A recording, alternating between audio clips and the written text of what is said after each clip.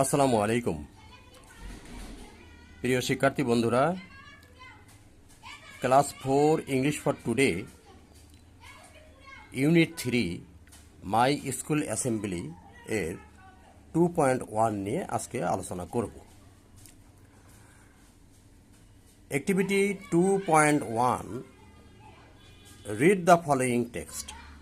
তোমরা চিত্রে দেখতে পাচ্ছ এখানে স্কুল অ্যাসেম্বলির একটা দৃশ্য, তো সেটা নিয়েই আমি আজকে আলোচনা করব। আচ্ছা, আই অ্যাম রাজীব। আমার নাম রাজীব বা অথবা আমি হই Rajib.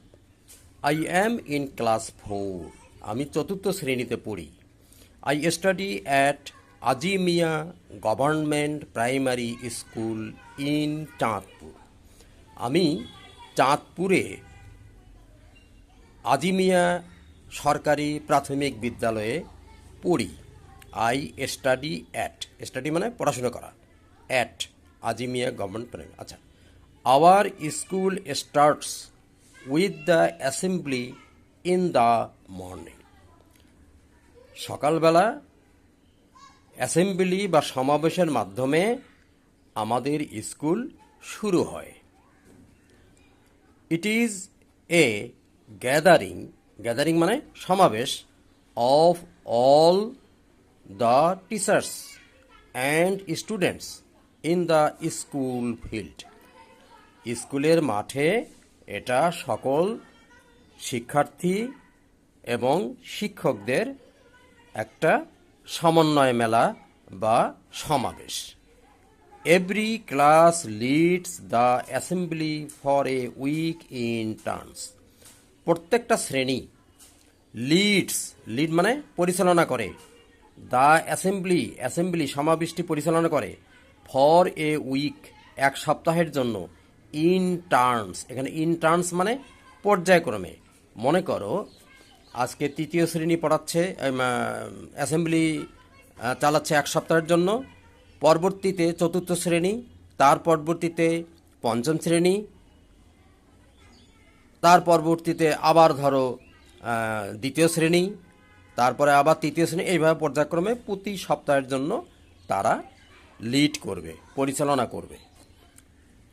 At the beginning of the daily assembly, প্রাত্যহিক অ্যাসেম্বলির শুরুতে, অ্যাট দ্য বিগিনিং মানে শুরুতে, প্রারম্ভে, we recite from the holy books, পবিত্র বই থেকে, ধর্মীয় বই থেকে আমরা আবৃত্তি করি।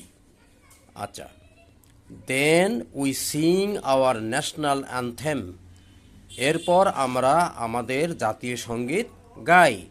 And salute to the national flag, salute মানে অভিবাদন জানানো, টু দ্য ন্যাশনাল ফ্ল্যাগ জাতীয় পতাকাকে অভিবাদন জানাই।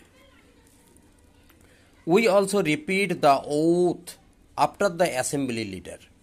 আচ্ছা, এখানে আফটার দ্য অ্যাসেম্বলি লিডার মানে, আফটার মানে পরে, কিন্তু অ্যাসেম্বলি লিডার বলতে অ্যাসেম্বলির যিনি প্রধান, তিনি যে শপথ বাক্য পড়ান তার সাথে সাথে আমরা এটা রিপিট করি বা উচ্চারণ করি, এই কথাটা এখানে বোঝানো হয়েছে। Finally we do physical exercises, পরিশেষে আমরা কি করি? শারীরিক কসরত করি, শারীরিক ব্যায়াম করি। It is the best time to meet all the students and teachers of our school. তাহলে কি বলা হচ্ছে?